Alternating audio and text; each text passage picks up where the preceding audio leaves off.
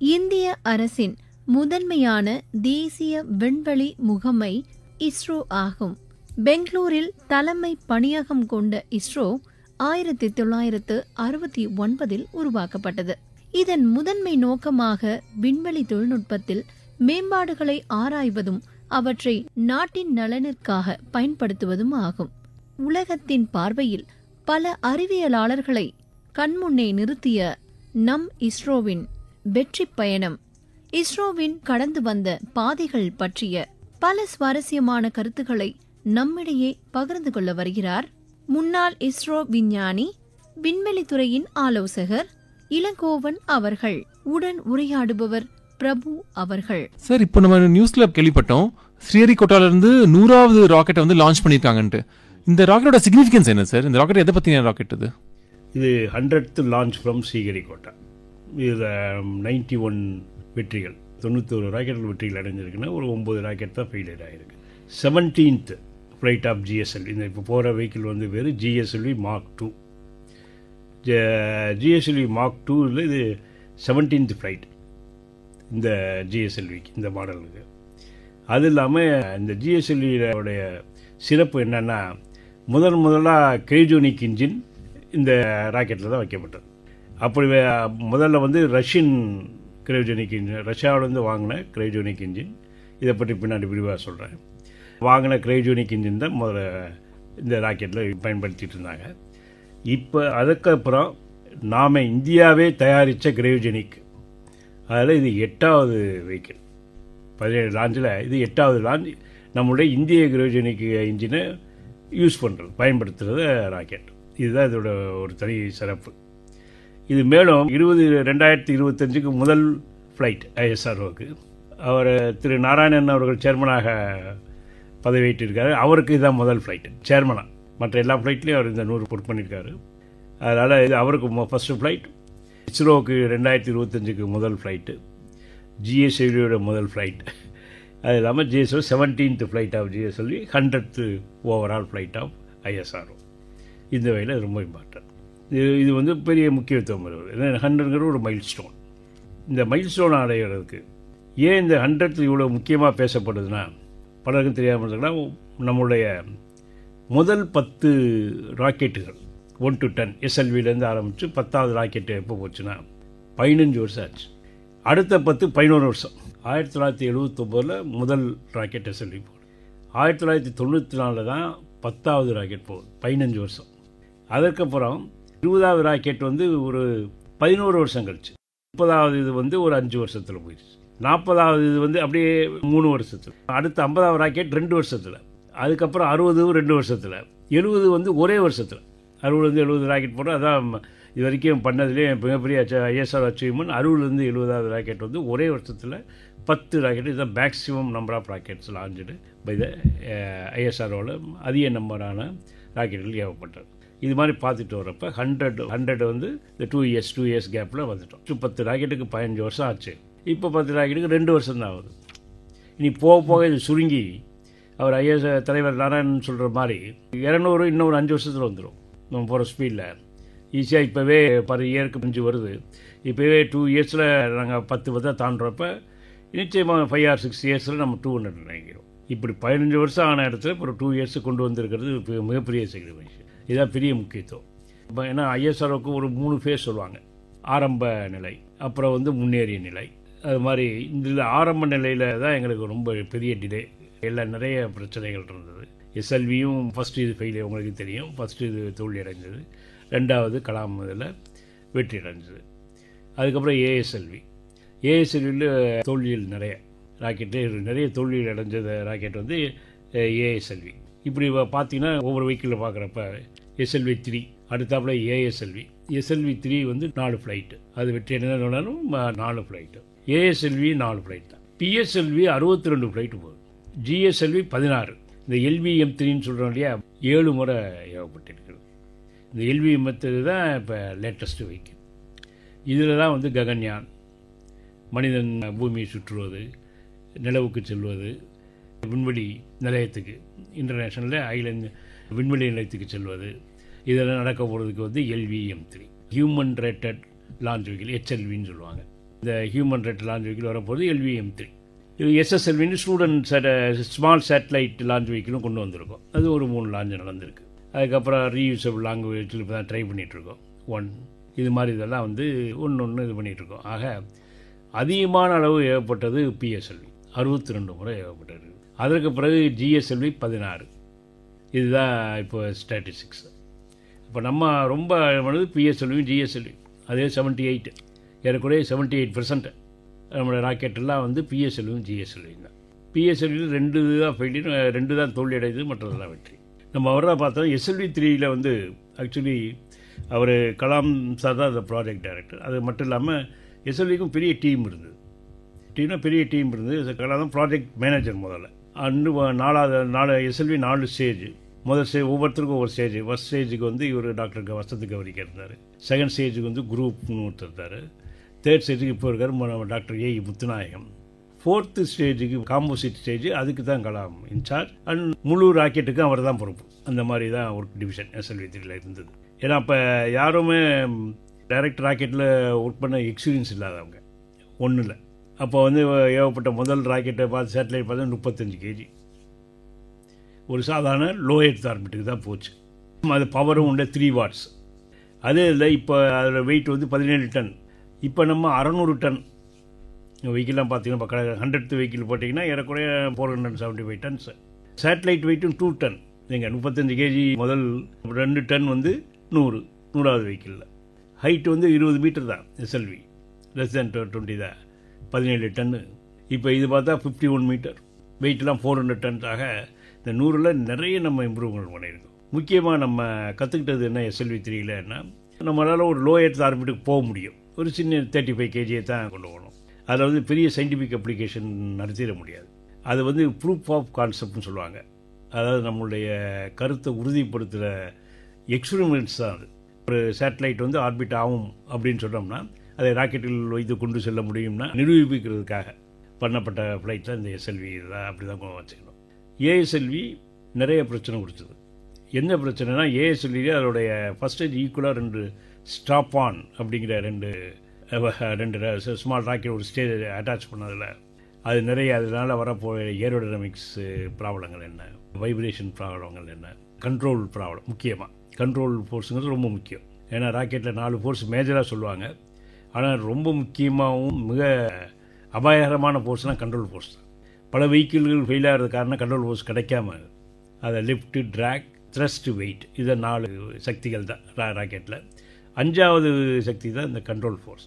சின்னதாக தான் இருக்கும், சும்மா ரொம்ப கம்மியான. இதையெல்லாம் கம்பேர் பண்ணுறப்ப த்ரஸ்ட்டு தான் அதிகமாக இருக்கும், வெயிட் அது தவிர இருக்கும். லிஃப்ட் அண்ட் ட்ராக் இருக்கும், லிஃப்ட்டு ரொம்ப கம்மியாக இருக்கும். அதில் கண்ட்ரோல் ஃபோர்ஸ் அதை விட கம்மியாக இருக்கும். ஆனால் அந்த கண்ட்ரோல் ஃபோர்ஸ் தான் டேஞ்சரஸ். அதோடைய எஃபெக்ட்டை நாங்கள் முதல்ல எஸ்எத்தில் இந்த ஃபீட்பேக் கண்ட்ரோல், க்ளோஸ்டு லூப் கண்ட்ரோல்னு சொல்கிறாங்க இல்லையா, இதெல்லாம் வந்து நாங்கள் கற்றுக்கிறதுக்கு SLV பெரிய SLV ASLVயும் நிறைய உதவி பண்ணுச்சு. அது இல்லாமல் ஹீட் ஷீல்டு, பல்பஸ் ஹீட் ஷீல்டுன்னு சொல்லுவோம். ஒரு ஹீட் ஷீல்டு டயாமீட்டர் அது ஸ்டேஜை விட பெருசாக இருக்கும். இது 2.8னா 3.4 பெரிய ஹீட் ஷீல்டு. ஈவன் GSLVலாம் 5 மீட்டர் டயாமீட்டர். பார்த்துங்க, ஒரு பெரிய படகு மாதிரி இருக்கும். அந்த 2 ஹாஃப் அந்த மாதிரி பெரிய ஹீட் ஷீல்டு கொண்டு போகிறப்ப என்னென்ன ப்ராப்ளங்கள் வருது, அதெல்லாம் கொஞ்சம் கொஞ்சமாக நாங்கள் அந்த PSLVயில் வந்தது அதுதான். ஆனால் அது எங்கே ஸ்டாப் ஆன் வந்து கோர் வெஹிக்கிளை விட கம்பேரிட்டிவாக கம்மியாக சிறுசாக இருக்கும், அப்போ அவ்வளோ ப்ராப்ளம் வரல. அது PSLV சொல்லிச்சு. அது மட்டும் இல்லாமல் SLVயும் வந்து சாலிட் ப்ரொப்பல்னு சொல்ல திடவடிவ எரிபொருள்களை கொண்டது. PSLV தான் முறையாக லிக்விட் ப்ரொப்பல்னு கொண்டாடுறோம், விகாஸ் இன்ஜின். அந்த இன்ஜினை நம்ம கொண்டாடுறோம். அதாவது அவர் நம்பினாராயணன் சார், ரொம்ப அவரை முத்துநாராயணன் சார் தலைமையில் பெரிய குழுவே ஒர்க் பண்ணி அந்த லிக்விட் ப்ரொப்பல்ஷன் டெக்னாலஜி, திரவ எரிபொருள் நம்மகிட்ட இல்லை. அப்போ நம்ம ஒரு ப்ரெஷர் டிரான்ஸ்டியூஷன் ஒன்று பண்ணிகிட்டு இருந்தோம். அதில் எக்ஸ்பர்டைஸ் நம்மகிட்ட நிறைய இருந்தது, நுட்பம் நம்மகிட்ட தொழில்நுட்பம் இருந்ததுனால அதை ஃப்ரான்ஸ் வந்து ஒரு கம்பெனி வந்து அந்த ப்ரெஷர் டிரான்ஸ்டியூட்டர் கேட்டாங்க. அப்போ பதிலுக்கு என்ன திருப்பி வாங்குறது அப்படிங்கிறதுக்கு அப்போ ஒரு பண்டமாற்றம் முறை மாதிரி நம்ம லிக்விட் இன்ஜினை கொண்டு வருவோம். திரவ எரிபொருள் நம்மகிட்ட இல்லை, அந்த இன்ஜினை கொண்டு வருவோங்கிறதுல தான் ஒரு பெரிய வல்லுநர் பொறியியல், ஈவன் இன்க்ளூட் டிரான்ஸ்மேன் முதற்கொண்டு எல்லோரும் போய், அப்போ கேடெல்லாம் கிடையாது, டிராயிங்கை கொண்டாந்து அப்புறம் தான் அந்த லிக்விட் ப்ரொப்பல்லண்ட் இதை L37.5ன்னு சொல்லுவாங்க. அதுதான் செகண்ட் ஸ்டேஜ். PSLVக்கு அதுதான் செகண்ட் ஸ்டேஜ். இப்போது செகண்ட் ஸ்டேஜ், இந்த இதுலேயும் செகண்ட் ஸ்டேஜ் அதுதான். இப்போ போயிருக்கிற வெஹிக்கிள் அதே செகண்ட் ஸ்டேஜ். ரெண்டாவது இது அதுதான். முதல் இது சாலிடு, அது 139 சொல்லுவாங்க. ஒரு 4 லிக்விட் L40 அப்படிங்கிற லிக்விட் சேர்த்து அது மாதிரி இது பண்ணோம். பிஎஸ்எல்வியில தான் 2 கலந்தது. First stage solid, second stage liquid, third stage solid, 4வது ஸ்டேஜ் வந்து திரவம். இப்படி மாறி மாறி மாறி இது பண்ண முதல் வெஹிக்கிள் பிஎஸ்எல்வி. இப்போ நம்மளுடைய ஒர்க் ஹார்ஸ் இல்லையா, இப்போ நம்ம விளையாட்டும் குதிரை என்றால் அது பிஎஸ்எல்வி தான், ஐஎஸ்ஆர்ஓக்கு. அந்த அப்படி கொண்டாங்க அந்த டெக்னாலஜி. அப்போ அது லிக்விட் ப்ரொப்பல் பிஎஸ்எல்வியில் வந்துருச்சு. இது பத்தாது, எங்கன்னா ஐஎஸ்பின்னு ஒரு பராமீட்டர் இருக்குது. அதை வச்சு தான் ஒரு ராக்கெட் மோட்டருடைய செயல்பாடை நாங்கள் நிர்ணயிக்கிறது. அது நல்லதா கெட்டதா, உயர்ந்ததா தாழ்ந்ததா, எவ்வளோ உயர்ந்தது அப்படிங்கிற அந்த இது சொல்கிறது ஐஎஸ்பி, ஸ்பெசிஃபிக் இம்பல்ஸ் அப்படிங்கிற பராமீட்டர். அதுபடி பார்க்குறப்ப ஒரு திடவரி இதுக்கு நிறைய இருக்காது, 200 to 300 இருக்கலாம். ஆனால் திரவத்துக்கு 300 to 350 வரைக்கும் இருக்கலாம். அதுக்கு மேலே போகணும் அப்படின்னா கிரையோஜெனிக் ஸ்டேஜ். அந்த கிரையோஜெனிக்ங்கிற திரவத்தை யூஸ் பண்ணி லான்ச் பண்ணோம்னா 350 to 400 வரைக்கும் போகலாம், 420 420 வரலாம். அப்படிங்கிற கேள்விப்பட்டோன்னா நம்ம கிரையோஜெனிக் ஸ்டேஜை யூஸ் பண்ணுவோம். அதான் அதிக எடை எடுக்கணும்னா நிறைய ஸ்பெசிஃபிக் இம்பல்ஸ் வேணும். அப்போ குறைந்த திரவ எரிபொருளை வச்சு இது பண்ணோம்னா இந்த மாதிரி கிரையோஜெனிக் ஃபீல் போகும். சாலிடும் அதே உந்து விசை கொடுக்கும், த்ரஸ்ட்டை கொடுக்கும். ஆனால் அதோடைய ப்ரொப்பலன் வெயிட் பார்த்தீங்கன்னா 139 டன். இதில் இப்போ இதுலேயும் 139 டன். ஃபஸ்ட்டு கோர்னு சொல்கிறதுல 139 டன் சாலிட் ப்ரொப்பலன் திடப்பொருள் சுற்றி ஒரு 4 2 40 160 டன் திரவ எரிபொருள். இது சேர்ந்து தான் ஃபஸ்ட் ஸ்டேஜ். இது மாதிரி இருக்கப்போ அதுக்காக வந்து கிரையோஜெனிக்காக நாங்கள் ட்ரை பண்ணோம். அப்போ அதை தான் நான் ஒர்க் பண்ணியிருக்கேன். ஜிஎஸ்எல்வி மார்க்கில் நான் ஃபார்ம் பண்ணுறப்போ முதல் வெஹிக்கிள் அதெல்லாம் நான் ஒர்க் பண்ணியிருக்கேன். அப்போ தான் ரஷ்யன்கள் வராங்க, இந்தியாவுக்கு வராங்க. எங்களுக்கு நிறைய டிஸ்கஷன் நடந்தது. 7 இது தர்றேன்னாங்க. 7 தர்றது மட்டும் இல்லை, டெக்னாலஜி ட்ரான்ஸ்ஃபர், எங்களுடைய தொழில்நுட்பத்தை உங்களுக்கு கற்றுக் கொடுக்குறோம்னாங்க. இதுதான் காலத்தில் இதுதான் வந்து இஸ்ரோட வெற்றி. யாரும் மாட்டேன்னு சொன்னாங்க இல்லையா. ஸோ இது மாதிரியான வளர்ச்சிகள் நல்ல வெற்றிகளை கண்டுடுறோம். கிரையோஜெனிக் வந்தது. இப்போ அந்த கிரையோஜெனிக்கிலேருந்து இப்போ செமி கிரையோஜெனிக் அது போலாங்கிற ஆராய்ச்சிகள் நடந்துகிட்ருக்கு. செமி கிரையோஜெனிக் இது பண்ணிகிட்ருக்கோம். அப்புறம் ராம்ஜெட் இன்ஜின் ஒன்று இருக்குது, வெறும் காற்று கம்பஷன் இதே கிடையாது ராக்கெட்டில். அதை அவர் இஸ்ரோ தலைவர் இவர் சொல்லுவார், சிவன் சொல்லுவார், ஒரு தீக்குச்சியை வந்து புயலில் பற்ற வைக்க முடியுமா, அது மாதிரியான சிஸ்டம் உள்ளது இந்த ராம்ஜெட். ஸோ இதுதான் நாங்கள் வளர்ந்த கதை சொல்லப்போனால். இது வரைக்கும் ஐஎஸ்ஆர்ஓ வந்து 548 செயற்கைக்குள் அனுப்பியிருக்கு டோட்டலாக. இது வெயிட் எவ்வளோ, வெயிட்டு தான் முக்கியம். ஸ்பேஸில் வந்து வெயிட் முக்கியம், ஒரு கிராம் கூட ரொம்ப முக்கியம். உதாரணத்துக்கு சொல்லப்போனால் பெயிண்ட் அடித்தா வெயிட்டு கூடுன்ட்டு ஸ்பேஸ் செட்டுக்கு பெயிண்ட் அடிக்காமல் அதே கலரில் அனுப்பிட்டு இருந்தாங்க. ஈவன் இது சேட்டன் அப்போலோ ராக்கெட்டு டிசைன் பண்ணுறப்ப ஒரு காம்படிஷனே வச்சாங்க. 1 கிலோ வெயிட்டு நீங்கள் குறைச்சிங்கன்னா டிசைனில் இவ்வளவு $, உங்களுக்கு பரிசு தர்றோம். வெயிட்டு ரொம்ப முக்கியம். அப்படி பார்க்குறப்போ 548 சேட்டலைட் அனுப்பினாலும் 120 டன்ஸ் வெயிட். ஏன்னா வந்து ஸ்பேஸில் சார்ஜ்னா 1 கிராம் 1 கிலோவுக்கு ஏறக்குறைய $20,000, $10,000 to $20,000 சார்ஜ் பண்ணலாம். இப்போ ஒருத்தர் 10 கேஜிக்கு நம்ம என்னன்னா 10 போட்டுங்களேன், $2 lakhs இஸ் வருமானம். அதனால தான் வெயிட்டு முக்கியம். 120 டன்ஸ் நம்ம லான்ச் பண்ணியிருக்கோம். இதில் வந்து 23 டன்ஸ் ஃபாரின் கண்ட்ரிக்கு, ஒரு 433 சேட்டலைட் வெளிநாடுகளுக்கு தான் நம்ம லான்ச் பண்ணி கொடுத்துருக்கோம். அதில் 23 டன் வெயிட்டு. மிச்சம் 100 டன் தான் நம்மளுக்காக லான்ச் பண்ணுது. சார், ஸ்ரீஹரிகோட்டாலேருந்து லான்ச் பண்ண முதல் ராக்கெட்டோட வரலாறு சொல்ல முடியுமா? முதல் ராக்கெட்டு SLV-3 சொன்ன மாதிரி விஷன் பண்ணது நம்ம டாக்டர் விக்ரம் சாராபாய். நாங்கள் அப்போ சவுண்டிங் ராக்கெட் தான் பண்ணிகிட்டு இருந்தாங்க ஆரம்பத்தில். சவுண்டிங் ராக்கெட் உங்களுக்கு தெரியும், அது சும்மா அந்த வளிமண்டலத்தில் ஒரு வெலாசிட்டி, காற்றின் வேகம், காற்றோட ப்ரொஃபைலில் இது பண்ணுறதுக்காகத்தான் இந்த சவுண்டிங் ராக்கெட்டு வந்து அதற்கு அமெரிக்கர்கள் உதவி பண்ணிகிட்டு இருந்தாங்க. நம்ம நாசாவுக்கு போய் ஒரு 6 பேர், கலாம் உட்பட, கலாம், டாக்டர் ஆர் ராமதன், டாக்டர் ஈஸ்வரதாஸ், இது மாதிரி ஒரு 6 பேர் போய் ட்ரைனிங்லாம் எடுத்துகிட்டு வந்து அதுக்கப்புறம் ஃபஸ்ட்டு லான்ச்சு நம்ம இங்கே அது first rocket sounding rocket America தான் கொடுத்தாங்க. அந்த அமெரிக்கா நிக்கிய பேட்சிங்கிற ராக்கெட்டை வச்சு தான் நம்ம லான்ச் பண்ணோம். அப்படி லான்ச் பண்ணிட்டு இருக்கப்பே இவர் விக்ரம் சாராபாய் நம்ம லான்ச் வெஹிக்கிளுக்கு போகணும். லான்ச் வெஹிக்கிள் நம்மளே ராக்கெட்டை லான்ச் பண்ணணும் அப்படிங்கிற ஒரு இதை கொண்டாந்தார். அப்போ ஸ்கவுட்டுங்கிற வெஹிக்கிள் கலாம்லாம் அங்கே நாசாவில் ஒர்க் பண்ணிகிட்ருக்கப்ப அந்த ஸ்கவுட்டுன்னு ஒரு வெஹிக்கிள், அந்த வெஹிக்கிளுடைய டிசைன்லாம் போயிட்டு இருந்தது. அதெல்லாம் இவர் பார்த்துருக்காரு. பார்த்து வந்து இங்கே வந்தவுடனே சரி நம்ம லான்ச் வெஹிக்கிள் இது ஒன்றும் அப்படிங்கிறப்ப அமெரிக்கா அந்த ஸ்கவுட் வெஹிக்கிளை தர்றேன்னாங்க. அதை எப்படி சவுண்டிங் ராக்கெட்டை கொடுத்த மாதிரி இதையும் தரும், நீங்கள் லான்ச் பண்ணுங்கள் அப்படின்னு. இல்லை அதை வந்து அப்போ விக்ரம் சார் ஒரு நல்ல அருமையான முடிவு எடுத்தார். நம்மளே செய்கிறோன்னு சொல்லிட்டு கலாம் அவர்கள் தலைமையில் அந்த SLV 3ங்கிறத ஆரம்பித்தார். SLV 3 தான் ஃபஸ்ட் டைமாக பண்ணுறதுனால நிறைய தடைகள் வந்தது, எல்லா வகையான தடைகள் வந்தது. ஒரு வகை 2 வகை இல்லை, ஒரு டெக்னிக்கல் மட்டும் இல்லாமல் பல வகைகளின் தடைகள், காலதாமதங்கள் எல்லாம் வந்து எல்லாம் முதல் தடவை பண்ணுறோம். அதனால் ஒவ்வொன்றும் நிறைய 1973 ஆரம்பித்து 79 தான் ஃபஸ்ட் ஃப்ளைட்டுக்கு வந்தது. 7 வருஷம் அந்த முதல் வெஹிக்கிள் மட்டும் வர்றதுக்கு.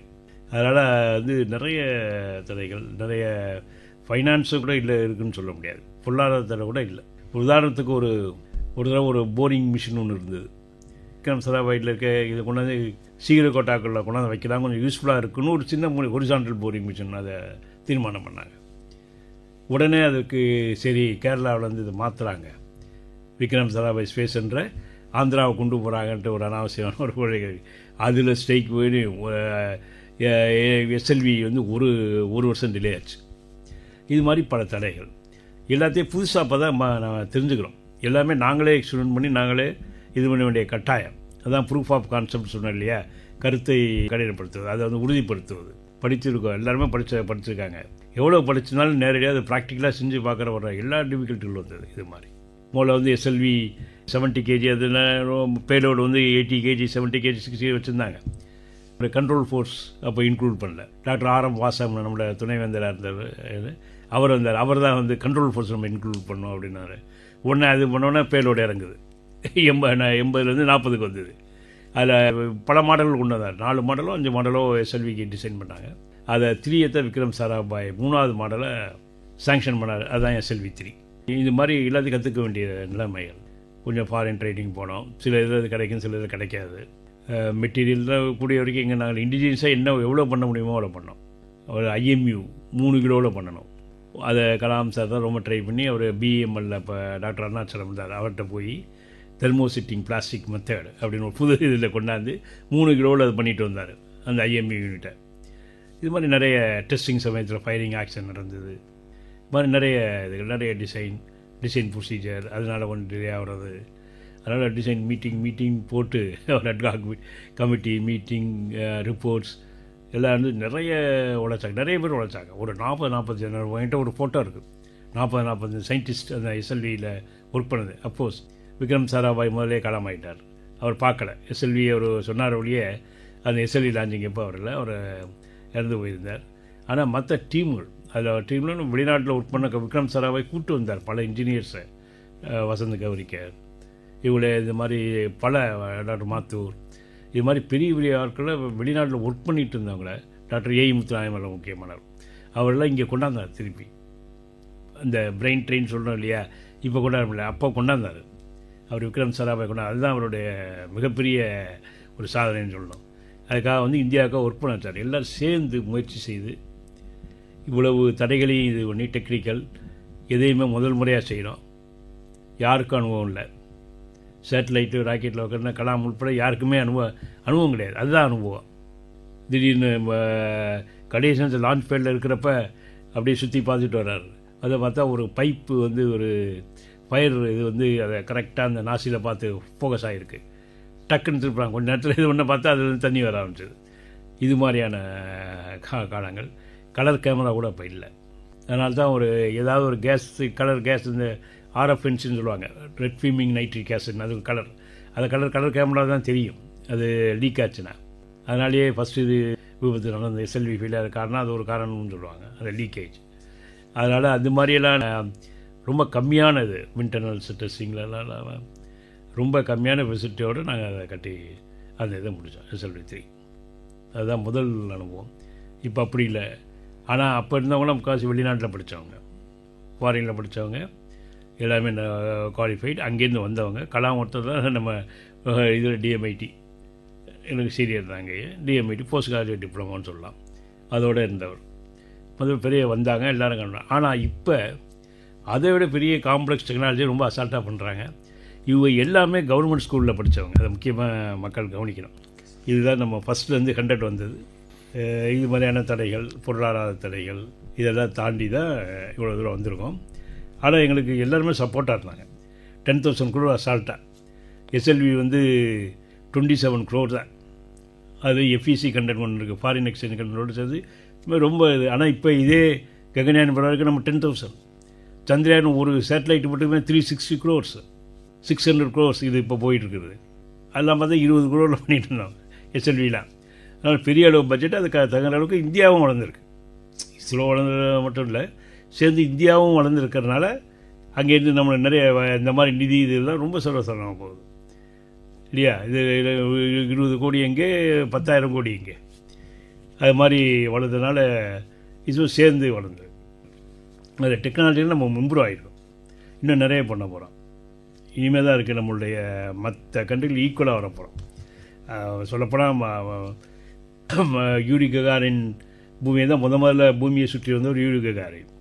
இப்போ நம்ம இன்னும் ககன்யான் போனால் அதுதான் நம்மளுக்கு முதல் யூரி ககாரின் என்ன பண்ணாரோ அது. இதை நம்ம ஜஸ்ட் ஆர்பிட்டிங் த எர்த்து மட்டும் வச்சு பார்த்தோம்னா யூரி ககாரின் நம்ம கம்பேர் பண்ணுறப்போ 60 வருஷம் மேலே ஆகுதுன்னு சொல்லலாம். ஆனால் இதில் ஒரு பெரிய டிஃபரன்ஸ் என்னென்னா, யூரி ககாரின் வந்து ஒரே இது 100 minutes தான் ஒரு ஃப்ளைட்டை, ஒரு ரவுண்டு இறங்கிட்டார். நம்ம அப்படி இல்லை. நம்ம போகிற ககன்யான் வந்து 3 பேர் ஒரு வாரம் இருக்க போகிறாங்க, 7 நாள். இது வந்து எந்த கண்ட்ரியும் இது மாதிரி முதல் ஃப்ளைட்லேயே 3 பேர் அனுப்புனதில்லை, 3 பேர் அனுப்பி இப்படி ஒரு வாரம் சுற்ற விட்டதில்லை. இதை வந்து இந்த செல்ல முடியும். நம்ம ஸ்லோவாக வந்தாலும் ஸ்மார்ட்டாக வரோம், அவ்வளோதான். அதனால் வந்து நல்லா அது மாதிரி இருக்கும். இந்தியன் இது வரப்போகுது. இப்போ நம்ம இன்டர்நேஷ்னல் ஸ்பேஸ் ஸ்டேஷன் மாதிரி இந்தியன் ஸ்பேஸ் ஸ்டேஷன். சார், நீங்கள் இஸ்ரோவில் வேலை செஞ்சுருந்தீங்க சார், அந்த பற்றி சொல்ல முடியுமா? இஸ்ரோவில் நான் வந்து 1979 ஜாயின் பண்ணேன். என்னுடைய ஐஐடி எம்டெக் ஐஐடியில் முடிச்சுட்டு வந்தோடனே எஸ்எல்வி அப்போ எஸ்எல்வி 3 ஒர்க் பண்ண 1979 நான் அந்த லான்ச்சிங் போய் பார்த்தேன். சொல்லாங்க ஆச்சு. நான் வந்து சார்ந்தவரையே அந்த லான்ச் அப்போ 1979 லான்ச்சுக்கு இருந்தேன் நான். பிறகு நான் உட்காந்து ஸ்ட்ரக்சர் வடிவமைப்பு அந்த டிபார்ட்மெண்ட்டில் தான் ஒர்க் பண்ணிகிட்டு இருந்தேன். எல்லா ஸ்ட்ரக்சரும் அனலைஸ் பண்ணுறது, லோடு எவ்வளோ லோடு தாங்க இது பண்ணோம். அப்போ தான் சாஃப்ட்வேர் வர ஆரம்பித்த காலம். அப்போ வந்து கம்ப்யூட்டர்லாம் பெரிய கம்ப்யூட்டர்லாம் பிசிலாம் வரல. எஸ்எல்வியில் பிசி கிடையாது, அனாலிசிஸ் கிடையாது. வெறும் ஐபிஎம் கம்ப்யூட்டரில் அந்த கார்ட் பஞ்சிங் மெத்தட் அதை யூஸ் பண்ணி தான் பண்ணுவோம். ஒரு ப்ரோக்ராம் கொடுத்தோம்னா ரன் பண்ணி வர்றதுக்கு நம்ம ஒரு நாளில் வெயிட் பண்ணுவோம். காலையிலே இதுக்காக சீக்கிரம் வருவோம். ஃபர்ஸ்ட் ஷிஃப்ட்டில் வந்து 7 மணிக்கெலாம் வந்து அவசரமாக வந்து அதை முதல்ல கொடுத்துருவோம். ஏன்னா அப்போ தான் நம்மளுக்கு ஒரு அவுட்புட் கிடைக்கும். அதில் ஏதாவது கரெக்ட் பண்ணி மறுபடியும் கொடுக்கலாம். இது மாதிரி அதுக்காக வந்து ஃபஸ்ட் ஷிஃப்ட்லேயே வந்து உட்காந்துருப்போம். 6-7 மணிக்கெலாம் வந்து கம்ப்யூட்டர். ஏன்னா இப்போ ஐபிஎம் ஒரு கம்ப்யூட்டர் தான் இருந்தது. இது மாதிரியான சூழ்நிலையில் தான் இப்போ நான் ஒர்க் பண்ண ஆரம்பித்தேன். ஸ்ட்ரக்சர்ஸ் அதுக்கப்புறம் நாங்களே ஒரு குவான்டிடேட்டிவ் எலிமெண்ட் அனாலிசிஸ்னு ஒரு மெத்தட் இருக்குது. அதை யூஸ் பண்ணி ஒரு சாஃப்ட்வேர்கள் டெவலப் பண்ணி நிறைய ஸ்ட்ரக்சர்ஸ்லாம் அனலைஸ் பண்ண ஆரம்பித்தோம். முக்கால்வாசி எஸ்எல்வி அனலைஸ் தான் நான் பண்ணுவேன். குறிப்பாக ஒரு அனாலிசிஸ் நான் பண்ணது கலாம் அவர்கள் அனுப்பியிருந்தார். ஒரு எஸ்எல்வி அந்த மற்ற எஸ்எல்விக்கு ஏஎஸ்எல்வி பிஎஸ்எல்வி மற்றதுக்கும் பார்த்தீங்கன்னா எஸ்எல்வி வந்து லான்ச் பேடில் நின்றுட்டுருக்கும் ஒரு ஸ்டாண்டில். நீங்கள் அந்த படத்தை பார்த்தீங்கன்னா தெரியும். மற்றெல்லாம் ஒரு பெரிய டவருக்கு நடுவில் கீழே ஒரு பேஸில் நிற்கும். இது தரையில் நிற்காது. எஸ்எல்வி வந்து ஒரு அயன் ஸ்டாண்டில் நிற்கும். அதுலேருந்து தான் கிளம்பி போகும். ஒரு பின் இருக்கும், அந்த பின்னில் உட்காந்துருக்கும். கூர்ந்து கவனிச்சு தான் தெரியும். தரையிலேருந்து கிளம்பாது. ஒரு பெரிய ஸ்டாண்டில் ஒரு ஹைட்லேருந்து தான் எஸ்எல்வி கிளம்பி போகிறப்ப அது வந்து சாலிடானதுலேயே ஒரு ஃப்ளெக்சிபிலிட்டின்னு சொல்லுவாங்கள்ல, ஒரு மாதிரி வைப்ரேஷன் அதிர்வு உண்டாகி 2 கொலைட் ஆகுமா, 2 மோதி கொள்ளுமா அப்படின்ட்டு ஒரு அனாலிசிஸ் அதை கொடுத்துருந்தார். ரெஸ்பான்ஸ் அனாலிசிஸ்ன்னு சொல்லுவோம். அதை பண்ணேன். அதை பண்ணி கொஞ்சம் முன்னாடியே லீவ் பண்ணால் சில செகண்ட்ஸ் தான், 0.02 செகண்ட்ஸோ ஒரு 0.2 செகண்ட்ஸுக்கு முன்னாடியே லான்ச் வெஹிக்கிள் கிளியர் பண்ணிச்சு. அந்த லென்த்தை, அதோட லான்ச்சரோட உயரத்தை கடந்துருச்சுன்னா மோதாது அப்படிங்கிற ஒரு இதை சொன்னேன். அதை வந்து அவர் எப்படி கொண்டு வந்தாருன்னா, எப்படி கொண்டு வர்றது, முன்னாடி விடுறது என்ன பண்ணார், அந்த பின்னை ஒரு 50 mm என்னமோ கட் பண்ணார். அப்போ எஸ்எல்வி வந்து கொஞ்சம் முன்னாடியே போயிடும். அதனால் கொஞ்சம் லென்த்தை கிளியர் பண்ணுறது தாப்பில் இது மாதிரியான ப்ராக்டிக்கல் டிசிஷன் அவர்கிட்ட தான் கிடைக்கும். அது பண்ணது நல்லா. நான் அவருக்கு எஸ்எல்வி 3 ஒர்க் பண்ணுறப்ப ஏஎஸ்எல்வி ப்ரோக்ராமுக்காக அதே வைப்ரேஷன் மோட் ஷேப்ஸ்ன்னு சொல்லுவோம். எனக்கு ஒரு 2000 தடவைக்கு மேலே ஒரு சாஃப்ட்வேர் ரன் பண்ணியிருப்பேன். அந்த ஏஎஸ்எல்விக்காக தான் நிறைய ஒர்க் பண்ணேன். ஒரு 2000 தடவையாவது அந்த சாஃப்ட்வேர் ரன் பண்ணி நேச்சுரல் ஃப்ரீக்வன்சி மோட் ஷேப்பில் கொடுத்துருக்கேன். நான் அது வந்து கண்ட்ரோல் அனாலிசிஸ் எல்லாத்துலேயும் யூஸ் பண்ணியிருக்காங்க, பரதன் அனாலிசிஸில். அது ஒரு மிகப்பெரிய இதாக இருக்கும். தேர்டில் அதுக்கப்புறம் அங்கேருந்து ஜிஎஸ்எல்வி கோர் டீம் மெம்பராக ஆனேன் 1995 நினைக்கிறேன். 5க்கு முன்னாடி இருந்து அந்த இதில் தான் வந்து ஃபுல் வெஹிக்கிளை பற்றி தெரிஞ்சுக்க முடிஞ்சுது. அப்போ தான் ஜிஎஸ்எல்வி மார்க் 1, இந்த கைரோஜினிக், ஹவ்யார் டிசைனிங், எப்படி ஏன் டயாமீட்டர் 2.8 கொண்டாரோ அது எல்லாம் அப்போ தெரிஞ்சுக்கிட்டேன். அந்த இது கம்ப்ளீட்டாக, அதாவது முக்கியமாக கைரோஜினிக் எம்ஓஇ சைன் பண்ணுறப்ப நான் அது அங்கே இருந்தது, சைன் பண்ணது எனக்கு பெரிய கிளாஸ் காஸ்மோஸ்பாங்க, ஜிகே அப்படின்னு ஷார்ட்டாக சொல்கிறது. அவங்களோட அந்த கைரோஜினிக் ஸ்டேஜுக்காக சைன் பண்ணது மிகப்பெரிய அச்சீவ்மெண்ட். அது பெரிய அச்சீவ்மெண்ட்னால தான் மறக்க முடியாத சந்தர்ப்பம். என்னால் ஜிஎஸ்எல்விலையும் ஒர்க் பண்ணியிருக்கேன், ஜிஎஸ்எல்வி மார்க் 1லையும், இப்போ அதாவது ஃபஸ்ட்டு வெஹிக்கிள்லையும் ஒர்க் பண்ணியிருக்கேன், 100வது வெஹிக்கிள்லையும் ஒர்க் பண்ணியிருக்கேன். பட் 2 வெஹிக்கிள் நான் ஒர்க் பண்ண வெஹிக்கிள் அப்படிங்கிறதுல ஒரு பெருமை. நிலாவுக்கு என்னென்ன திட்டங்கள் இஸ்ரோ வச்சிருக்கு? இது அருமையான கேள்வி. இப்போ நிலவுக்கு ஃபியூச்சர் பிளான்ஸும் இதையும் கம்பைன் பண்ணலாம். இந்த அதாவது இஸ்ரோவின் எதிர்கால திட்டங்களும் சரி, நிலவு பற்றி ரெண்டில் ஏறக்குறைய 2 ஒன்று தான். இப்போ மேஜராக எதிர்கால திட்டங்கள்னு பார்க்க போனால் ஒரு 3 ஹெட்டிங்.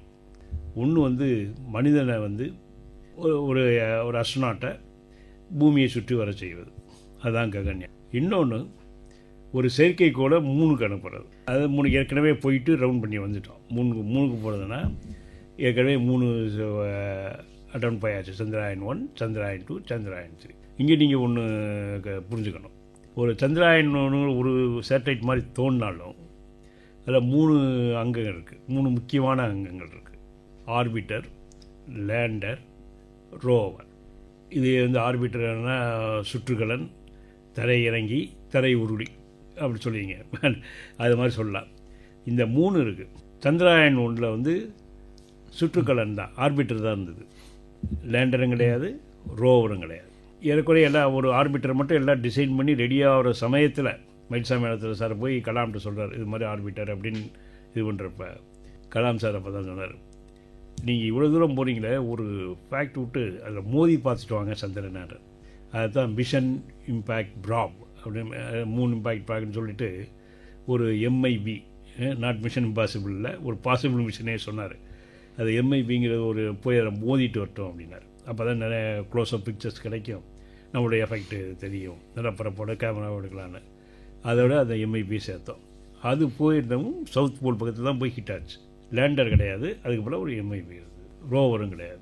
சந்திராயன் 2 வரோம். சந்திராயன் 2 வரப்போ அதுவும் ஏறக்குறைய 312 days அது ஒர்க் பண்ணுச்சு. சந்திராயன் 1 2008 இது பண்ணோம். ஒன்லி த மிஷன் இம்பேக்ட்டு, நிறைய இன்ஸ்ட்ருமெண்ட்ஸ், 5 இன்டர்நேஷ்னல் இன்ஸ்ட்ருமெண்ட் எல்லாத்தையும் எடுத்துகிட்டு போச்சு. அதுதான் M3ன்னு சொல்லுவாங்க. அது அமெரிக்கன் இன்ஸ்ட்ருமெண்ட். அதுதான் வந்து வாட்டர் மாலிகுல்ஸ் இருக்கிறத கண்டுபிடிச்சது. இதுதான் மிஷன் இம்பேக்ட். அதுக்கு பிறகு ஒரு 11 வருஷங்கள் தான் சந்திராயன் 2. இதில் வந்து 3 ஐட்டம் இருக்குது, 3 அங்கங்களும் இருக்குது. Orbiter, lander, rover. இது 3மே இருக்குது. சந்திராயன் 2 2000 இருந்தப்போ லேண்டிங் அட்டம்ப்டில் ரோவரும் லேண்டரும் கிராஷ் ஆயிடுச்சு. ரோவர் தனியாக போகாது, ரோவர் வந்து லேண்டர் உள்ளே இருக்கும். இதெல்லாம் சேர்ந்து ஆர்பிட்டரில் இருக்கும். ஆர்பிட்டர் வந்து செப்பரேட் ஆகி லேண்டர் போகும். லேண்டருக்குள்ளே ரோவர் இருக்கும். ரோவர் அங்கேருந்து வந்து வெளியே போகும், ஐ மீன் ஊரில் ஆரம்பிக்கும், 3 சர்ஃபேஸ் போனோன்னு. அதனால் அது கிராஷ் ஆகிடுச்சு. ஆனால் ஒன்று கவனிக்கணும், சந்திராயன் 2 ஆர்பிட்டர் இன்னும் ஒர்க் பண்ணிகிட்ருக்கு. 2018-19 நம்ம அனுப்புனது இன்னும் சந்திராயன் 2ஓட ஆர்பிட்டர் ஒர்க் பண்ணிகிட்ருக்கு. அந்த ஆர்பிட்டர் தான் சந்திராயன் 3க்கு நம்ம யூஸ் பண்ணோம்.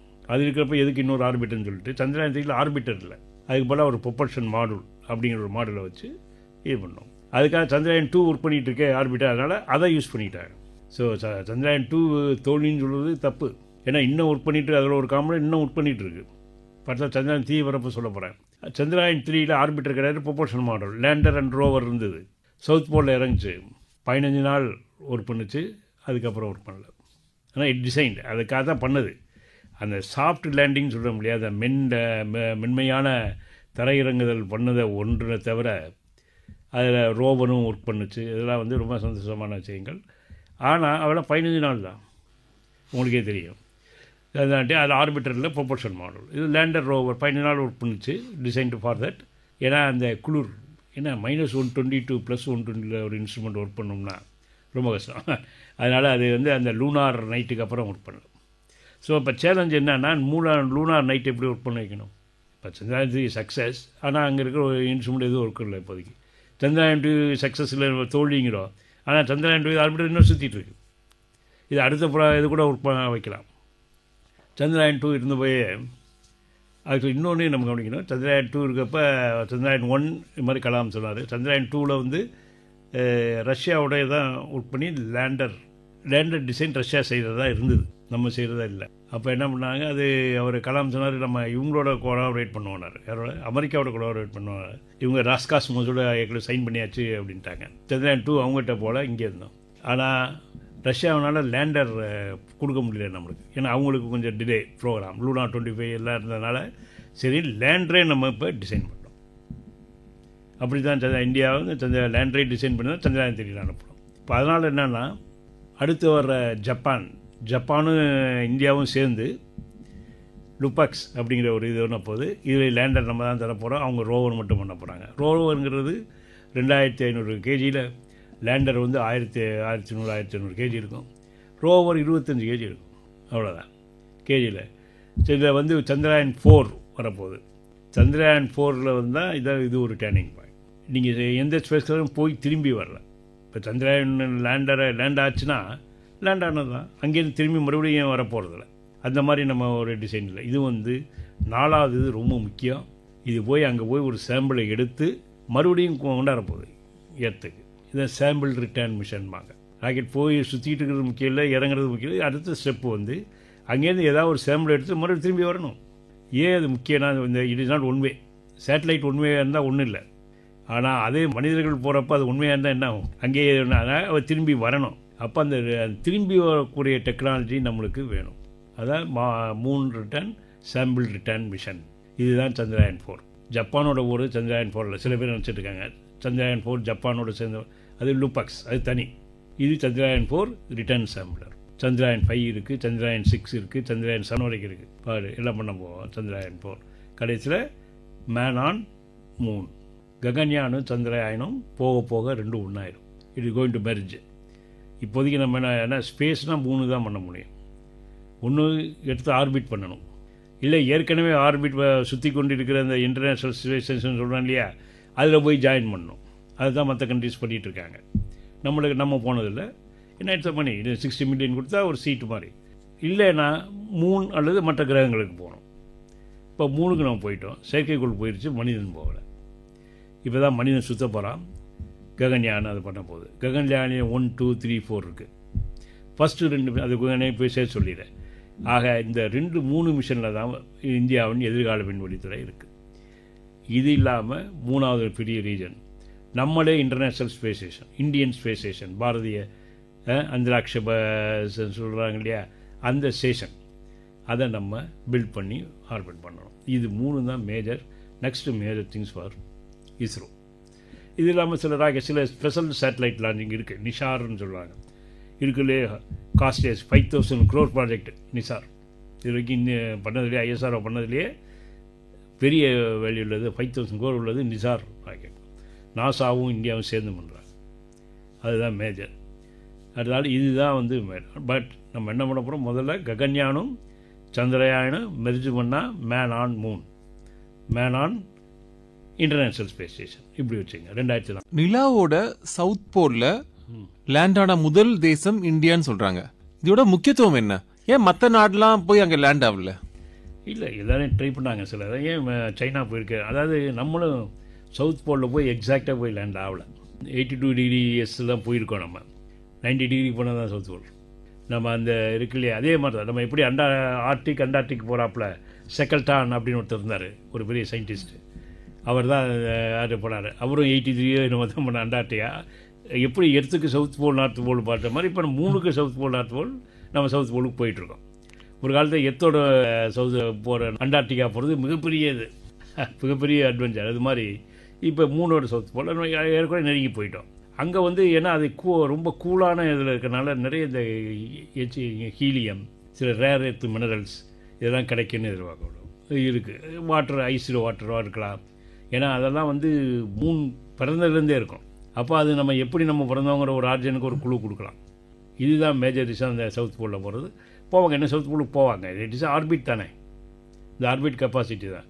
நம்ம இது வரைக்கும் போனதில் லக்ராஞ்சியன் ஆர்பிட்டுக்கு போயிருக்கோம். L1 ஆதித்யா L1 L1ங்கிறது ஒரு ஆர்பிட். அந்த பாயிண்ட்டை சுற்றி தான் ஆர்பிட், அதுக்கு போனோம். இது மாதிரி போகலாம். இன்னும் மற்ற கண்ட்ரியும் போவாங்க. நெக்ஸ்ட் அட்டம் இருக்குது ஜப்பான், ப்ரிசிஷன் லேண்டிங்னு ஒன்று கொண்டு வர போகிறாங்க. நம்ம லேண்டிங்னா இந்த 100/100 கிலோமீட்டர் எங்கே வேணாலும் இறங்கிக்கலாம், அது ப்ரிசிஷன் லேண்டிங் கிடையாது. ஆனால் ப்ரிசிஷன் லேண்டிங் வரப்போகுது 10 மீட்டர்/10 மீட்டர்லேயே கரெக்டாக போய் சொன்ன இடத்துல போய் இறங்கணும். அதான் ரிட்டர்ன் சப்மிஷன் வேணும். ஸோ இது மாதிரியான இதெல்லாம் வரப்போகுது. சூரியனை ஆராய்ச்சி செய்ய இஸ்ரோட திட்டங்கள் பற்றி சொல்ல முடியுமா? சூரியன் ஆராய்ச்சி திட்டம் வந்து ஒரே ஒரு L1 தான், ஆதித்யா L1 அது பண்ணிட்டோம். இனி அடுத்த ப்ராஜெக்ட் வரணும். Aditya L1 is a project for sun. சூரியன் பண்ணாலும் நம்ம சூரியனை போல் சூரியன்லேருந்து ஒரு 10% டிஸ்டன்ஸில் இருக்கிற லெக்ராஞ்சியன் பாயிண்ட்ஸ் சொல்லுவாங்க. லெக்ராஞ்சியன் பாயிண்ட்ஸுங்கிறது எந்த 3 ஆப்ஜெக்ட்டும் சேர்ந்து ஒரு லாக் ஆகிருக்கிற அது மாதிரி ஒரு இடத்துல லாக் ஆகிடுச்சுன்னா அப்படியே எல்லாம் ஒன்றும் ஒரே இதை சுற்றிட்டு இருக்கும். அந்த லாக்கான பாயிண்டில் போய் நம்ம ஒரு சேட்டலைட் வச்சோம்னா அது எப்போவுமே அதே இடத்துல இருக்கும். இல்லை நம்ம எந்த வித ஃபோர்ஸ் இல்லாமல் அதே இடத்துல இருக்கும். அப்போ நம்ம சன்னை பார்க்குறாப்புல ஒரு இடத்துல கொண்டு போய் வச்சுட்டோமா, சன், எர்த், சேட்டலைட் 3 ஆப்ஜெக்ட். இதை 3 லாக் ஆகாத ஒரு பாயிண்ட் இருக்குது, அதுக்கு தான் 5 பாயிண்ட் இருக்குது. அதுதான் லெக்ராஞ்சியன் பாயிண்ட்ஸுங்க. நம்ம அது L1, L2, L for Lagrangian, L1, L2, L3, L4, L5. அதில் L1 டுவாஸ் சன் இருக்குது. அதாவது எர்த்துக்கும் சன்னுக்கு வர்றது அந்த டிஸ்டன்ஸ், அந்த நேர்கோட்டில் இருக்கிறதா வச்சுக்கோங்க. 10% டிஸ்டன்ஸ் தான். நம்ம இன்னும் சன்னுக்கு 90% டிஸ்டன்ஸ் அவே இருக்குது. சன்னுக்கு 10% க்ளோஸாக போன செயற்கைக்கோள் இந்த நாசாவுடைய பார்க்கர் சோலார் ப்ராப்புங்கிறது அது ஆல்மோஸ்ட் சன்னுக்குள்ளே போயிடுச்சு. நம்ம 90% அவே ஒரு 10% ஆஃப் த சன் டிஸ்டன்ஸ்லேருந்து அந்த L1லேருந்து அதை அப்சர்வ் பண்ணுறோம். நாளைக்கு நம்ம இன்னும் க்ளோஸாக போகலாம். ஆனால் நம்மள இருக்கிறது சந்திரயான், ககன்யான் 2 கம்பைன் பண்ணி மூன் லேண்டு. இதுதான் நம்மளுடைய கோர் பாத் ஐஎஸ்ஆரோட. விக்ரம் சாராபாய் அவர்களை ஃபாதர் ஆஃப் இந்தியன் ஸ்பேஸ் ப்ரோக்ராம்னு சொல்கிறோம். அவரோட பங்களிப்பு என்ன சார் நம்மளுக்கு? Is a visionary. He only form this இன்கோஸ்பார்னு ஆரம்பித்தார் 1958 geophysical year, international geophysical year. Are no sun என்னென்னு சொல்லுவாங்க. அந்த இயர் சார்ந்தில் அதில் போய் அதை கான்ஃபரன்ஸில் அவர் கலந்துக்கிட்டார். அப்போ வந்து ஒரு ரிக்குயர்மெண்ட் கொடுக்கப்படுது. எப்படின்னா பூமியை சுற்றி இந்த மேக்னெட்டிக் இக்வேட்டர் அரவுண்ட் நம்ம சவுண்டிங் ராக்கெட்ஸ் லான்ச் பண்ணி டீட்டெயில் டேட்டாஸ் கலெக்ட் பண்ணணும் அப்படிங்கிறது. உடனே இவர் அதை யூஸ் பண்ணிக்கிட்டார். அந்த விஷனை எடுத்துகிட்டு வந்து நம்ம Thumba equatorial rocket launching station கொண்டு வந்து அங்கேருந்து சவுண்டிங் ராக்கெட் ஆக்சுவலாக அப்போவே நம்ம ஃபாரின் வெளிநாட்டு விஞ்ஞானிகளுக்காக ஆரம்பிச்சிட்டோம், ஆரம்பிச்சிட்டோம். அதெல்லாம் ஆக்சுவலாக கலாம்லாம் அதான் ஒர்க் பண்ணிட்டு இருந்தார். எவ்ரி வென்ஸ்டே அல்லது எவ்ரி வென்ஸ்டே ஒரு லான்ச்சிங் இருக்கும். அது அயல்நாட்டு விஞ்ஞானியோட பேரோட எக்ஸ்பெரிமெண்ட்டுக்காக பிறகு தான் நம்ம ஆரம்பித்தோம். அதனால் அந்த விஷன் தட் இஸ் விக்ரம் சாராபாய்கிட்ட அந்த vision is the visionary. Launch Vikram கொண்டு வரணும், அவர் தான் விஷனரி. சவுண்டிங் ராக்கெட் இந்தியாவை கொண்டாந்து ஸ்பேஸ் ஸ்டார்ட் பண்ணதே அவர் தான். ஸ்பேஸ் அண்ட் அட்டாமிக் ஒரே சமயத்தில் இருந்தார் ஒரு சமயத்தில். பட் கான்சன்ட்ரேட் ஆன் ஸ்பேஸை டெவலப் பண்ணணும் கொண்டு வந்தது அவர். அது ஒரு பெரிய ஒரு இஸ் அ ஃபாதர். அவரால் மேலும் பொலிட்டிக்கலாகவும் is a very influential man. என்ன பட்ஜெட்னாலும் கிடச்சிடும், எதையும் ஒருத்தர் பாஸ் பண்ணி ஸ்பேஸ்க்காக இது பண்ணார். ஒரு டாக்டர் ஆரோமதன் கூட எங்கேயும் ஒரு டிடிசி எக்யூப்மெண்ட் வாங்குறதுக்கு ஆஸ்திரியா போக வேண்டியிருந்தது. ஃபாரின் எக்ஸ்சேஞ்ச் தேவைப்பட்டது. இவர் ரிசர்வ் பேங்க் பாம்பே போயிட்டு கொடுக்க முடியாண்டாங்க. அப்போல்லாம் ஃபாரின் எக்ஸ்சேஞ்ச் பெரிய விஷயம், வர முடியாது, ஒரு நாளில் வரணும் அப்படின்னு. ஒரு ஷார்ட் டயத்தில் அங்கே போகணும் வந்துட்டார். இவர் வெளியே வந்து விக்ரம் சார் ஃபோன் பண்ணார். 10 மினிட்ஸில் வந்தது. அப்படியே ஓடியாந்து கூப்பிட்டு போய் இவரை கையில் கொடுத்தாம்பாங்க. அது மாதிரி ஈஸியாக விஷனரி. கொஞ்சம் ரீசனபிள் இல்லாத மாதிரி தெரியும், கொஞ்சம் சோதனை பண்ணுற மாதிரி தெரியும். ஆனால் அது அப்படி இல்லை. ஒரு தடவை வந்து ஒரு கலாமை நைட்டு 2 மணிக்கு ஹோட்டல் அசோகாவில் வந்து பாருனார். நைட்டு 3 மணிக்கு என்ன டைம், ஒரு ரீசனபிள் இல்லாத டைம். 3 மணிக்கு மீட்டிங் வச்சுருக்காரு. கலாம் போகிறார். கலாம் அங்கே போனவுடனே அவரோட இன்னொருத்தர் ஜெனரல் நாராயணன் அவர் வர்றார். விக்ரம் சார் அவங்க 2 பேரும் எடுத்துகிட்டு போய் டெல்லி ஏர்போர்ட்டுக்கு போகிறாங்க. டெல்லி ஏர்போர்ட் ஸ்டேஷனுக்கு போகிறாங்க. அங்கே போய் காட்டுறார் ஒரு ஃபைட்டரில். கலாம், இந்த ஃபைட்டரில் நீங்கள் வந்து நீ டெவலப் பண்ணிகிட்டு இருந்த எஸ்எல்வி, அப்போ எஸ்எல்வி ஒர்க் பண்ணிகிட்டு இருக்காரு கலாம். இல்லாட்டி அதை அந்த ராக்கெட்டை இதை அட்டாச் பண்ணணும், ரேட்டோ ராக்கெட் அசிஸ்டன்ட் டேக் ஆஃப் அப்படிங்கிற ஒரு டேர்ம் யூஸ் பண்ணி அதை பண்ணணும் அப்படிங்கிறார். இதுக்காக ராத்திரி 3 மணிக்கு மீட்டிங் முடித்தார். காலையில் பிரேக்ஃபாஸ்ட் மேடம் இந்திரா காந்தியோட சாப்பிட்றார். ஈவினிங் 6 o'clock ப்ராஜெக்ட் சாங்ஷன், ரேட்டோ ப்ராஜெக்ட் சாங்ஷன். இது மாதிரி அவர் அது மாதிரி இன்னொரு அருமையான பண்பு என்னென்னா லிசன் ஃப்ரம் த பாட்டம். ஒரு சாதாரண ஆள் சொன்னாலும் ஒரு டீமில் இன்டர்ரெஸ்பெக்ட் ஆஃபீஸுக்கு எஜுகேஷன் குவாலிஃபிகேஷன் ஆர் டெக்னிக் ஒரு பாயிண்ட் சொன்னால் கேட்பார், அவங்ககிட்ட கேட்பார். லிசன் ஃப்ரம் ஈவன் ரொம்ப பேர் நினச்சிக்கிற மாதிரி விக்ரம் சாராபாய் அடுத்தாப்புல மிகப்பெரிய சயின்டிஸ்ட்லாம் பக்கத்தில் அவர் கொண்டு வந்த சயின்டிஸ்ட்லாம் இருந்தாங்க. அதுக்கு அடுத்த கேட்டதை அவர் சொல்லணும். கலாம் இருந்தார் அப்போ. இருந்தாலும் கலாம் வந்து உடனே அவருக்கு சாராபாய் வரப்போ கொண்டு போய் காட்டுவார். இந்த மாதிரி கார்பன் முடியும் உடனே இமீடியட்டாக அதை வந்து பார்ப்பார். அதை அட்வைஸ் பண்ணார். அதை இது பண்ணிவிட்டு வில் டேக். அதாவது அந்த மாதிரி ஒரு down to the bottom will listen. You know the people appreciate. தோல்வி வந்து ஒரு மனிதனை தீர்மானிக்கிறதுங்கிறத அருமையாக சொல்கிறார். ஒரு தடவை அவர் முன்னாடி 2 லான்ச்சிங் கலாம் ட்ரை பண்ணுறாரு. நாங்கள் லான்ச் பண்ணாரு. இவர் கூப்பிட்றாரு, நீங்கள் பாருங்கள் நாங்கள் பண்ணி காட்டுறோம். ஃபஸ்ட்டு லான்ச் பண்ணார். இவருக்கு ரொம்ப இதாகிடுச்சு கலாம், ரொம்ப அப்செட் ஆகிடுச்சு. இன்னொரு அட்டம் கூட ஃபெயிலு. ஏன் ஃபெயிலாக தெரியல. தனியாக இருக்கப்போ இக்னைட்டர் அது அவர் வந்து விக்ரம் சாராபாய் இப்போ காட்டினார். உடனே ஈவினிங் வந்து கோலம் அந்த ரூம் தங்கியிருப்பார். அங்கே போய் வந்து பார்க்க சொன்னார். கலாம் கொஞ்சம் இது பண்ணிட்டே போனார். சரி 2 ஃபெயிலியர் ஆகிடுச்சு, நம்மளுக்கு இன்றைக்கி ஃபைரிங் தானே. போனோடனே ஒரு கவர் கொடுத்தாரு. கொடுத்ததில் பார்த்தா அவருக்கு ப்ரொமோஷன். கலாம் கொடுத்தாருக்கு ப்ரொமோஷன் கொடுத்தாரு. அதாவது அப்போ சொன்னார், you may fail but you are going in A right direction. இதுதான் அவர் விக்ரம் சாராபாய். இதெல்லாம் அவர் கற்றுக்கிட்டதாக கலாம் சொல்கிறார். அது மாதிரி என்னோட எம்ப்ளாய்ஸும் நல்ல எல்லா வித இதையும் பண்ணி தருவார்.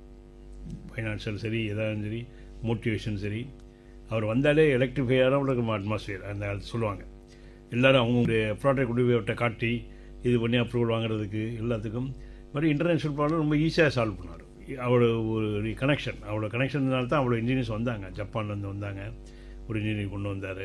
இன்னொருத்தரோட ஃபேமஸ் அந்த மாதிரி 2-3 இன்ஜினியர்ஸ் கொண்டாந்து பண்ணி இதெல்லாம் வந்து இந்த team building is the best. இதுதான் அவர் விக்ரம் சாராபாயோட மிகப்பெரிய இது. Team building, institution building, vision building, இந்த 3மே அவர் எக்ஸ்பர்ட்.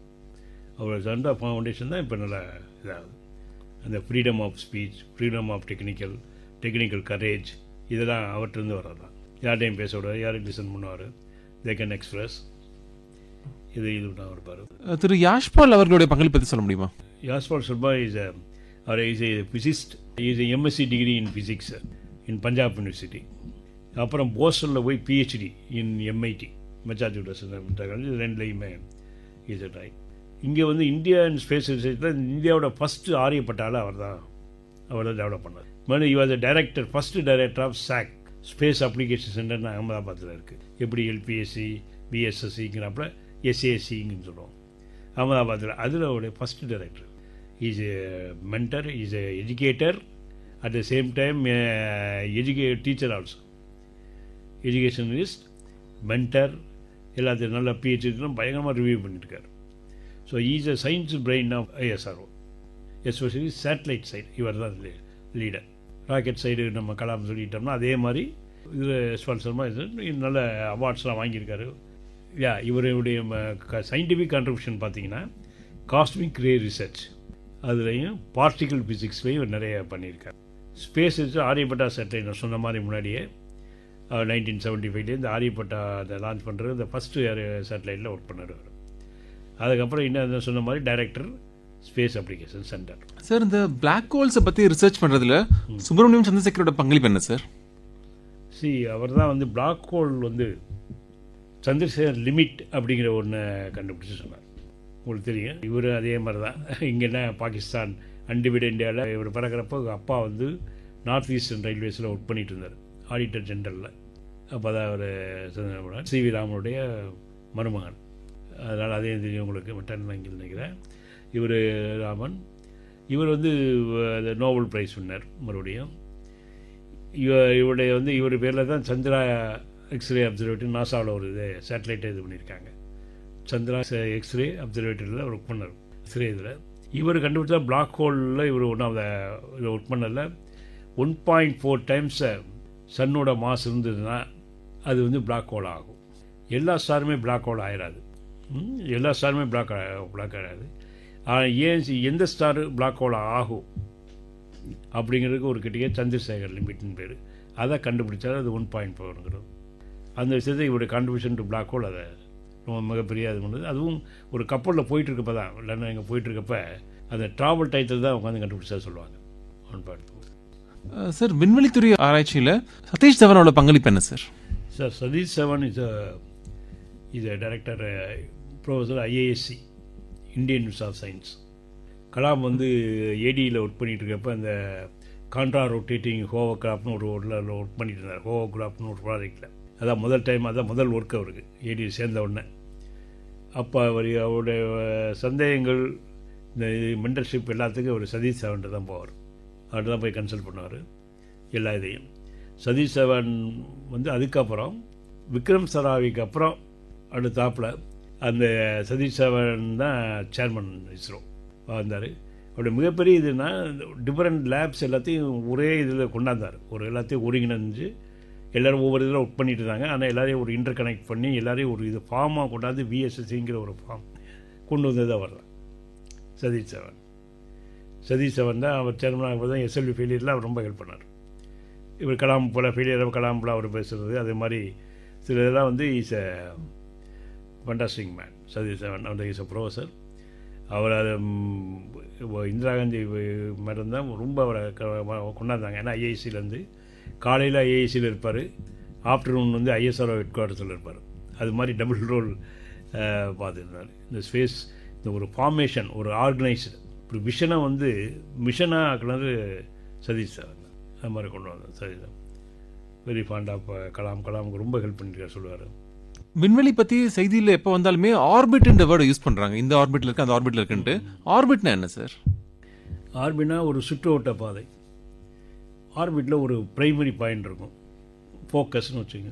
அது ஃபோக்கஸில் ஒரு பாடி ப்ரைமரி பாடி, அதை சுற்றி வர பாடி செகண்டரி பாடி. கூடிய வரைக்கும் ஃபோக்கஸில் இருக்கிறது எர்த்து வந்து ப்ரைமரி பாடின்னு வச்சுங்க. ஒரு எலிப்ஸோட ஃபோக்கஸில் அது இருக்குது. அதை சுற்றி வர்றது ஒரு சேட்டலைட். இதுதான் அதனுடைய பாதை தான், சுற்று ஓட்ட பாதை தான் வந்து ஆர்பிட். இந்த ஆர்பிட் வந்து சர்க்குலர் ஆர்பிட் இருக்குது, எலிப்டிக்கல் ஆர்பிட் இருக்குது, ஹைப்பர் போலா இருக்குது, பேரபோலா இருக்குது. இது மாதிரி இதெல்லாம் வந்து கோனிக் செக்ஷன் சொல்லுவாங்க இல்லையா, அதோட ஒவ்வொரு செக்ஷன் தான் இதெல்லாம் இந்த ஆர்பிட்டுங்கிறது. ஆர்பிட்டுங்கிறது ஒரு சுற்றுவட்ட பாதை. இது ரொம்ப முக்கியம். ஆர்பிட்டை வச்சு தான் ஆர்பிட்டல் வெலாசிட்டி, ஆர்பிட்டல் பீரியட், இது மாதிரி டேர்ம்ஸ்லாம் வருது.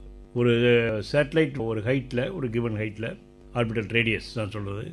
ஒரே இதுனா எவ்வளோ வெலாசிட்டி வரும் அப்படின்னு ரொம்ப முக்கியமான பாயிண்ட். இப்போ 250 இதில் அதை வச்சு தான் நம்மளுக்கு வந்து நம்ம எவ்வளோ வெலாசிட்டி தேவை அப்படின்னு டிசைட் பண்ணுறோம்.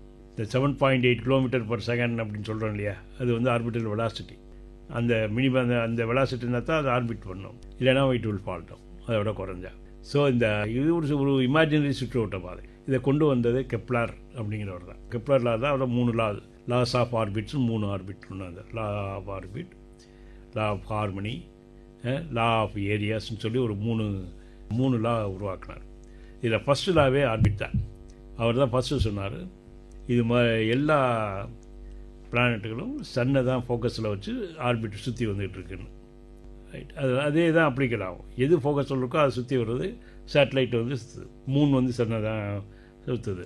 ஏன்னா மாஸ் தான் டிஃப்ரெண்ட். சேட்டலைட்டுக்கு மூணுக்கு என்ன வித்தியாசம்? ரெண்டுமே சேட்டலைட் ஆஃப் எர்த். பட் மூணு வந்து இது மூணோட மாஸ் கம்மி, அவ்வளோதான், வெயிட்டு கம்மி. இது ஆர்பிட். இதை வந்து நம்ம முக்கியமாக பேசுகிறது polar low earth orbit. Low earth ஆர்பிட்னா எவ்வளோ ஹைட் இருக்குது சர்ஃபேஸ், பூமி எர்த்து சர்ஃபேஸ்க்கு மேலே ஒரு 400 கிலோமீட்டர்லாம் வந்து லோ எர்த் ஆர்பிட். ஒரு middle earth orbit 2000 to 20,000, middle earth orbit, high earth orbit எல்லாம் சொல்லுவாங்க.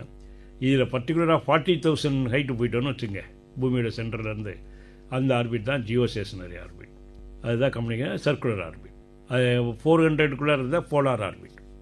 ஆனால் இந்த போலார் ஆர்பிட் வந்து சவுத் போல் நார்த் போலாக சுத்தம், ஈக்குவேட்டரியலாக இருக்காது. ஈக்குவேட்டரியல் என்ன, south pole to north pole சுத்தம், பெர்பெண்டிகுலராக. ஈக்குவேட்டரியலுக்கு ஆல்மோஸ்ட் பெர்பெண்டிகுலர் 90 டிகிரியில். இதுதான் ரொம்ப முக்கியமான ஜியோசிங்கர்னஸ் ஆர்பிட். அது மாதிரி லெக்ராஞ்சியன் L1 போகிறதுக்கு பிறகு ஹேலோ ஆர்பிட்பாங்க. ஹேலோ ஆர்பிட்னா அதை வச்சு அது ஒரு பெர்பெண்டிகுலர் ரவுண்டில் அங்கேயே இருக்கும். ஸோ இது மாதிரி ஆர்பிட்டல் நிறைய ஆர்பிட்டல் இருக்குது. கிரேவியார்டு ஆர்பிட்னு இருக்குது. கிரேவியார்டு ஆர்பிட்டுங்கிற ஒன்றும் இல்லை, இந்த மாதிரி சேட்டலைட்டில் எதுவும் போய் புதைக்கிறது, அன்யூஸ் சைல் ஃபங்க்ஷனான இதெல்லாம் டெத் சேட்டலைட்லாம் அங்கே கொண்டு போய் போடுறது, அதான் graveyard orbit.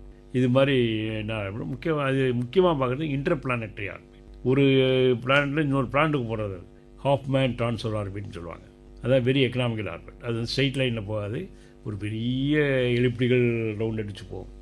But will take minimum energy, maximum time maybe. இது Hohmann transfer orbit, HTO. Geosynchronous orbit நம்மளை பார்த்துங்க. Geosynchronous orbit, geostationary orbit, ரெண்டுமே 24 hours தான். இந்த இன்க்ளினேஷன் 0 இருந்தால் இது ஜியோ ஸ்டேஷனரி. அவ்வளோதான்.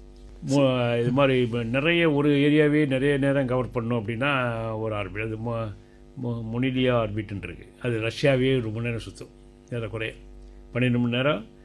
ஹை எலிப்டிக்கல் ஆர்பிட் இருக்கப்போ ஒரு ஏரியாவை most of the time cover பண்ணிட்டு கொஞ்சம் டைம் பண்ணி மறுபடியும் இந்த கவர் பண்ணுறோம். இது circular orbit, elliptical orbit, geosynchronous orbit, geostationary orbit, polar orbit, இதெல்லாம் அதுலேருந்து வந்த இந்த ஆர்பிட். கோமட்டுக்கும் ஆர்பிட் இருக்குது. மூணு orbiting around earth. We are orbiting around sun. Sun is orbiting out of galaxies and Milky Way. அது மாதிரி தான் எல்லாம். எதுவுமே ஸ்பேஸ் இஸ் டைனமிக். ஸ்பேஸ் நிலையானது இல்லை, எப்போவுமே மாறிக்கொண்டிருக்கிறதா.